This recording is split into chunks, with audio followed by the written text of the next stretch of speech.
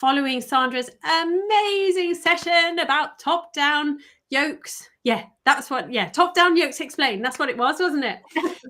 Expertly explained, I might add. So Sandra from Nomad Stitches and also plyful.com, which you must absolutely go and look up, is a master at these things, which is why we asked you and invited you to come and speak about them. Of course, you did last year's summit with us as well, didn't you? Mm-hmm. And did color work. Yeah, I did color work. Yeah, color work for that one. So thank you so much for joining us again. And people are just coming on in, and I'm going to put the code up for if people are finding us on our channels and don't know what we're talking about. We are doing a live Q&A following on from our summit. So if you haven't joined in, then zap that QR code and I'll put the link in the chat as well for you to sign up if you'd like to. But yeah, Sandra, is it your absolute favorite top-down yokes? Yes, they definitely are. They're just so easy. Now, don't you? Yeah, I know, right? Well, I have to, don't I? No, but it's so obvious to me because you can try them on as you go, and it's so important. Like sometimes I've done designs that are sideways that I absolutely love the construction and I love the idea of the maths and all that, but it's just so scary for makers and designers. Like work and you can't try it on until you finish, and that is just it's so much commitment, isn't it? Well, with a top-down yoke, it's like, oh, I can just try it on until I get to here and then happy with it, so I continue, you know, and it just makes so much more sense to me. But yeah, they're my favorite. Definitely. And I think you've got lots of fans, lots of people were chatting in YouTube, weren't they?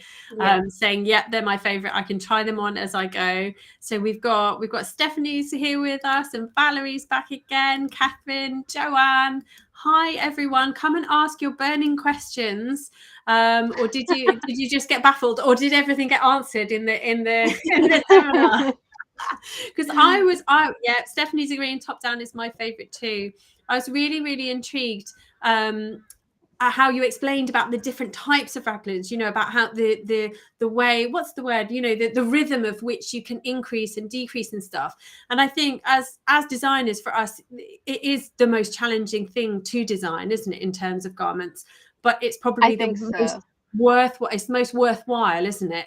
So once I think as a maker, to find a designer who does top downs that you enjoy making, just trust their process. I think if they've done it and done it well, trust their process is what I would say.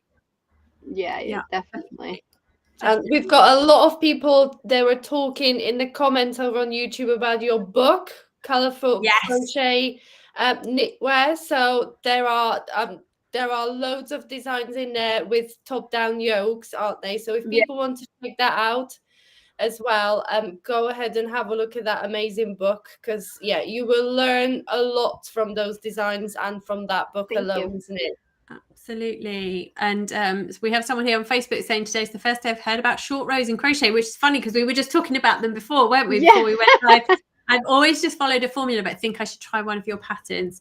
Yeah. So I was saying that my thing, which I've got lots of circular yoke patterns in the making, and I'm umming and ahhing as to whether to add the short rows because it does add a small level of complexity to the pattern. So then obviously you have to declare it as more advanced, but then actually they're not that tricky. They're not that tricky, but they scare people, don't they? They do. They really do. But I was just telling them that, you know, you should just do it as in like, okay, so go work through until here and then turn around and go back. And like, that is literally what a short row is, you know, it's like you just work halfway through. Yeah. Catherine saying, I'm new. Can you explain what short rows are? Of course. Well, yeah, they're literally just like, instead of working the whole row, the whole round, you work until a certain point and you turn back and then you work your way back. And what they do is add shaping where you need shaping. So if you are talking about a yoke, then it will add more fabric at the back. You can use them, for example, in socks, turn the heel. So that movement is done with short rows. So you create kind of like a triangle. And the whole point is to connect those kind of ladders that you create, those steps, and that can be the tricky part, right? Connecting those steps. But once you know the technique, it just makes so much sense to use them, especially in garments. And like, for example, this kind of shaping that you get with this isn't exactly a short row, but it's kind of the idea in which you just create shapes within the garment so that they just fit better. Oh, and you've got to convert. Helen says, I've never tried a yoke style, but I'm going to now. Yay! You should. Yeah, they're worth it, I think. Yeah, definitely. And which pattern would be the best with short rows to begin that is circular? So as in terms of complexity, maybe? Yeah, my Kanda pullover, people find it very easy to make. The one I was wearing in the video, actually, because it's just very straightforward. It's amazing, yeah. Yeah, and it fits really good. I was so proud that all the testers got really good fit, and every time anyone makes looks really good. So I would definitely recommend that one. And another one that people really like to make from my patterns is the mosaic jumper, which does have short rows out the back, and you have so much color work. So if color work's not your thing, maybe do the Kanda. But mosaic crochet for that pattern, that variation of mosaic crochet is so easy. Like, I'm not exaggerating, it's really, really easy. And because you work in circular rows and the increases are placed in such an easy way, it's such an easy pattern to work. So it's up to you. Color mosaic jumper. If you're more into lace, then do the Kanda pullover. Love it. I love it. Oh, and Tina's saying, until now, top down scared the living hell out of me, but now useful tips both for knitting and crochet. Yeah, it's true, because you're a knitwear designer as well, a knitting designer as well, aren't you? So what did you do first, actually? Did you do knit or crochet designs? I used to do crochet from the beginning. It was crochet designs, yeah, and I started doing knitting. I mean, I did kind of do it at the beginning, both of them. It's just there's so many more knitters and also more knitting this, so it just felt like there was more of a gap for me and for my kind of how do I say, path? Yeah. Yeah, like for me in crochet. So I figured I would stick to it, and I'm glad I did, because I absolutely love it. And whenever I knit too much, I miss my hooks, and whenever I crochet too much, I miss my needles. So I try to kind of swap around. Yeah. Good to have a balance. Would you be able to choose just one if you really, really had to? Oh, that is cruel. Don't worry, that's fine. No, but depends who's asking. Crochet, actually, I really think crochet has just my heart. It's just, I just love it, and it's so easy. Like, I feel like knitting is more involved, even though it's easier and you can create really cool fabric. It's harder to like take it around with you and just kind of pick it up where you left off. You know, crochet just has so much versatility, and but yeah, I don't think I can pick. I always feel a bit on edge. I really enjoy knitting, but I'm nowhere near a designer or anything. But I always feel a bit on edge, because I'm like, what if I lose one? What if I? And I know I can get it back. I know I can sort it. I know I absolutely have the skill to do that. But there's still that kind of like, you know, don't. I'm always a bit less relaxed when I knit. It does add that pressure. When I see like knitwear designers, when they do like a reel that they try a top down yoke like halfway through, and they've got the stitches on their knitting needles and they don't put anything on the end, and they just like put it on. I'm like, Jesus Christ, hold those needles, please don't drop the stitches. That's just reckless. Yeah. And I mean, as a mom of like young children as well, the stress of having my project bag on the sofa, and I'm like, am I going to kill one of my children today just because I'm knitting? Like, that's just like, it literally is a proper fear. So, yeah, I totally get it. Yeah, crochet hooks can't like poke an eye out. So we have a comment from Patricia here, which I'm hoping you'll be able to tell us what it says, Sandra. Me encantan tus diseños. I love your designs. Thank you so much. That's awesome. I figured it was something nice, otherwise I wasn't going to put it up. I understood the mixed I hear woman. I understood the last bit, but not the main bit. Yeah, and Kathleen has said exactly the same. Love her sweaters. I've got quite a few of them. Yeah, if you haven't tried any of Sandra's design, you absolutely should. You absolutely should.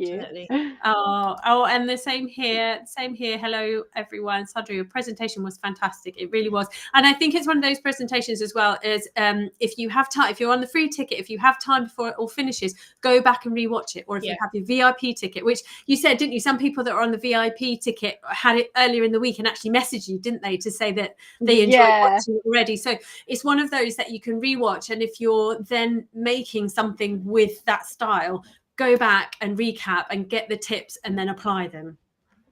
And I try to kind of give the information that was good for beginners at making garments, because we don't know what to look for sometimes, you know, we don't know what is what. So hopefully this can give you guys some information and, you know, just make you feel prepared. Yeah. Maureen's making a really good point here about short rows and making such a difference, because I've got one crochet sweater I made that does not have short rows, and I never wear it because I feel like I'm choking when I wear it. And yeah, you touched on that, didn't you? And think, as long as you're happy, you know, you don't need to do short rows around the neck, as long as you're happy with the neckline being further back so that it isn't choking you. That's the thing, isn't it? You need exactly. Yeah, definitely. And there's a question about, do you have a tutorial that you recommend for beginners? I assume for top down. For top down, I don't have any tutorials, but I feel like there's loads of information. And I feel like the thing about knitting and crochet and why I find them so together is because creating a garment is kind of the same in a way. Like, you know, that's why I call my book Colorful Crochet Knitwear, because knitwear to me is something that you wear that has been made by your hands, you know. And if you're confused about how to make a top-down sweater and you'd like to make watch a tutorial and to find a knitting one, and like the idea is the same, right? So if you watch one of those, but yeah, the principles exactly. But if you're looking for a short row tutorial, I do have a really good one that people find really helpful, that I kind of walk you through how to connect those steps and kind of what the basics of short rows are. So hopefully that will help. But yeah, check out my YouTube channel. Definitely. And what's your favorite type of yarn and weight to use? Good question. That's a really good question. I love fingering weight yarn, especially with crochet, because crochet can be a bit heavy and can be a bit stiff, you know. So I love using lightweight yarn with a biggish hook, so that you get lots of flowy fabric, lots of lightness to your garments. But you know what? I feel in February I released some made with bulky weight yarn, which I'd never used before, and it's like this airy yarn, and that was super fun. I saw that. Yeah. And I loved making it, every single of it. So, you know, sometimes it's nice to swap around, but I'm usually a lightweight yarn person. It's good to switch it up, isn't it? And I think as designers, we have to weigh up what people actually want from us. Do you want something quick and easy and fast? So therefore you're going to, you know, or do you want something you're going to know, I'm going to invest lots of time, lots of money and lots of effort into doing this. And I think it's really good to have a good, you know, offer the audience lots of different things, and then you can choose, you can decide. And I think absolutely it's important then as a maker to not be scared of trying different yarn weights with garments, because you know, people saying, oh, they might make me look bigger, or they might make me look this or that.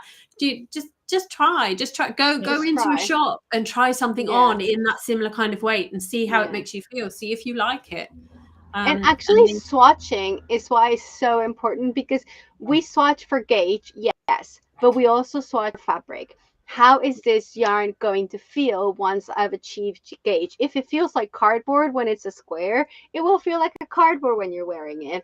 And it's super holy, then it's going to be super holy when you wear it. So it's like, we don't just swatch for again, we also swatch for fabric and for that information to give us an idea of how that yarn we want is going to work with the hook that we've chosen. And that's super important to make a decision for your personal preferences, right?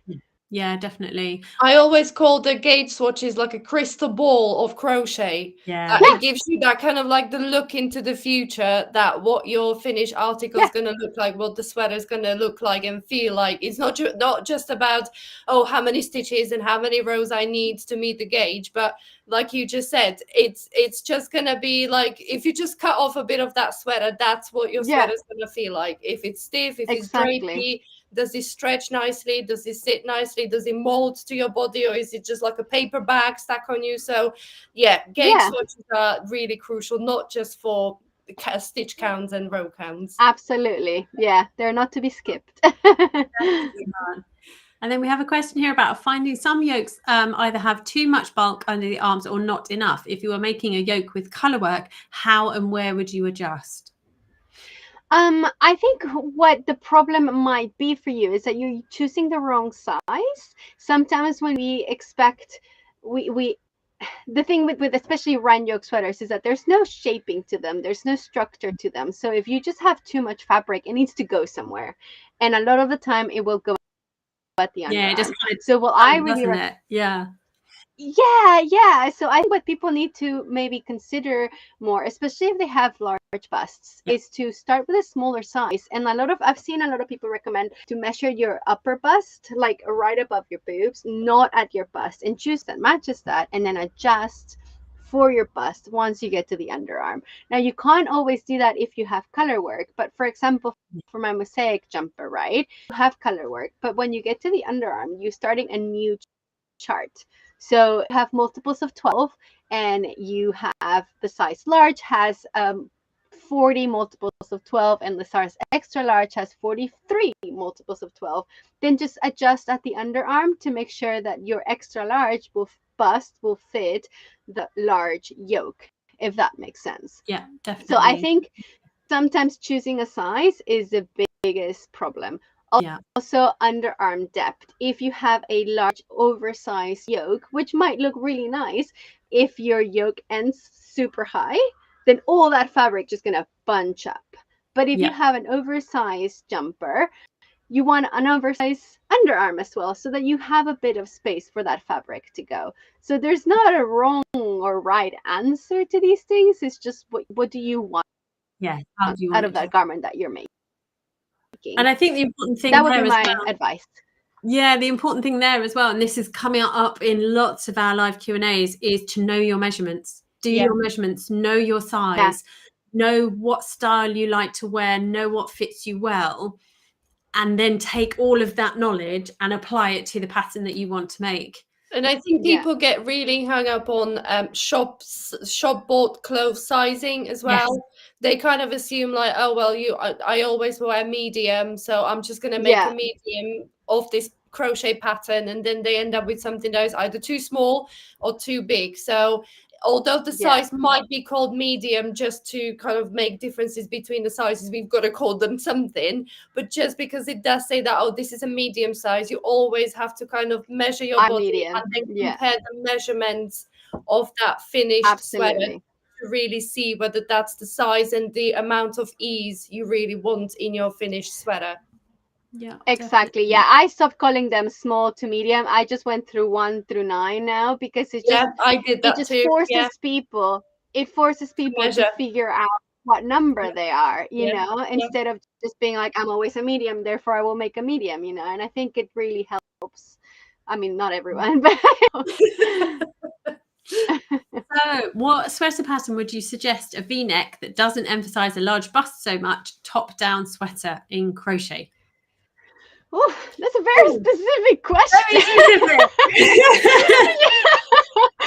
Are you talking about my designs or someone else's designs? I mean, if you wanted to look for something like that, Ravelry is great. Because you just put those things, right? Yeah, you can filter, can't you, in Ravelry really nicely? Yeah. You'll be able to put in V-neck and so on and so forth.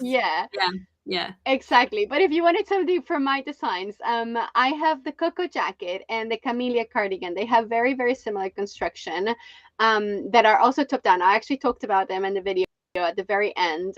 Camellia is worked with fingering weight yarn, so it takes effort, but it has really nice satin sleeves and a lovely neckline. And Coco jacket has the same construction, but it's worked with worsted weight yarn, so it's a bit of an easier project. And I also have a Coco course that I walk you through the making of the Coco jacket, literally from beginning to end. So it's a lot more for like beginner geared, but also you can adjust your sizing, and I walk you through adjusting the sizes and stuff. So I would recommend those. And the neckline is something that you can also adjust very easily. Like if you feel like what you mean don't emphasize bust too much, is that you mean that it's too low. So just maybe change whatever garment that you're working with, just change the rate of increases, or decreases, and just, play with it, make sure it gets high enough. Or like if you're working with an edging, just make the edging thicker to cover up more. Yeah. And I was thinking like rather than a sweater, a cardigan actually works quite well for large busts, I think, doesn't it? Because you then can layer with a top underneath that then doesn't put the emphasis all in that V. Sometimes the V with the larger sizes, sometimes the V ends up actually quite low on sweaters, doesn't it? It shouldn't, but sometimes it does. So yeah, you can adjust with your collar, with your edging, with however you want to do it there. So if your jackets worked top down as well, would you say that people would be able to then join perhaps the 2 panels at the front and work it as a sweater, perhaps? Would that be possible? Absolutely. Yeah. The way, for example, the Coco jackets worked, it includes a space for the neckband, for example. So they might need to do a bit of math to make sure that fits right. So add a few more stitches at the front. Yeah, you can basically join it up, and then that would give you a lovely V-neck. And then just go around. You're right. Yeah. Lovely. Jeanette's asking, do you have videos for your beautiful color work patterns? They look beautiful but intimidating. Intimidating is the word that I hate the most, because I know exactly what you mean, and people are so scared of these kinds of techniques, but once they work them, you have no idea how many people message me, especially, for example, like the mosaic jumper that is an all over color work, and it looks intimidating. And I get so many messages, people, I was so scared to try it, and I cannot believe how easy it is to work this technique. So I don't have videos for all of my garments in specific, but I do have a lot of videos for the techniques in them, and all of my patterns come with links to those videos for those techniques. So if you are scared of it, like, I have free patterns on my website as well to work mosaic crochet, both variations of mosaic crochet. I have intarsia patterns, like all that is there. So you just give it a go on a small scale. Like, I have a free bag for mosaic crochet in the round, and I have coasters and a tea towel for mosaic crochet flat. So those are the 2 variations basically. And like, just once you work that, you're gonna realize how easy it is, and it's gonna make you bolder to try it in a garment. Another thing that you can do is, instead of working, I mean, it's just mosaic jumper is so easy because you have no shaping at all in the color work. But if you feel like you're too scared, do something with color work at the bottom, like my Cuatlique top. That one was in Pompo magazine a few years ago, and it's just like color work at the bottom. So you work in the round, and then you just work the shaping for the top. So it's a lot more straightforward. And but yeah, please give him a go, because it's so easy. It really is, isn't it? Oh, and this has made me laugh because Maureen has quite rightly pointed out that I have a design that fits that brief completely that I just didn't think there of. There you go. Thank you, Maureen. And it is top down, but my Hawthorn tee, it's 2 rectangles for you. So it's a V at the front and a V at the back, and 2 rectangles, and then you work the body in rounds from those rectangles. Yeah. And what that does, it allows you to close up. You can seam because you've got facing stitches here. So then you can make your V as high or as low as you would like at the front and the back. So yeah, sorry, I forgot that one. Literally to the T. I know. Thank you so much, Maureen. And then Carrie's asking, is the theory the same with a sweater versus a cardigan, i.e. open front for a top-down item? Yeah, basically the same. I don't love working top-down cardigans in the round, because usually you have quite a higher neckline when you're working like a yoke sweater, for example. Yeah. And it's just I don't love that opening. So I prefer a V-neck or something a bit more like, open for a cardigan. But yeah, it is basically the same thing. You just stop working when you get to the front, and then you turn around and go back, and make it flat in a circle. But yeah. Pretty much. Oh, and this is a vote of confidence from Joanne. Your presentation got me excited to work up round yokes. I love them. Yay, have a go. And this whole summit, this is the whole thing that it's about, isn't it? Just have a go. Have a try. Yeah. We're here for you. We're, as designers as well, I'm sure we all put in our patterns, contact us for pattern support. Let us know what you need help with, because, we've put blood, sweat and tears into these designs, and we want you to achieve them. We want you to be successful, and we want them to fit you. So come and ask us. Definitely. Oh, and Jessica saying, biggest takeaway from these 2 days, gauge. Absolutely. Yeah. Absolutely. And that was the theme last year as well, wasn't it? It is just a theme for everything. Like, if you don't swatch for gauge, then you are lost. And Tina's sharing here. A few years ago, I bought myself a new folder for my pattern and got someone to measure me, and I keep those measurements written in the side of the flap. That's an amazing thing.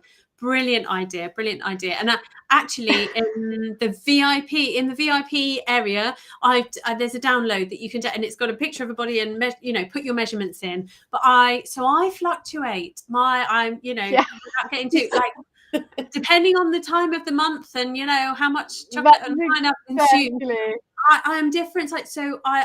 I have got like 3 sets of measurements that I know. Then because if I make them for my smallest version of me in the month, then they're not going to fit. So I'm like, do I make? And it's not like drastically different, but it's different enough that the size might feel a little bit snug.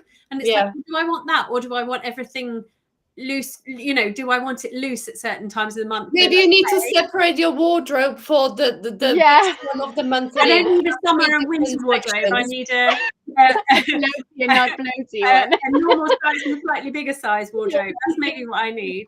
Because I love oversized looks. That it's all in fashion at the moment, but I also do like fitted things. I'm a great fan of tucking stuff in. I love tucking things in at the waist. I don't know why. I just really like it on me. But then sometimes in the month I'm like, nope, I ain't tucking nothing in. Nope. Yeah, no, I get it.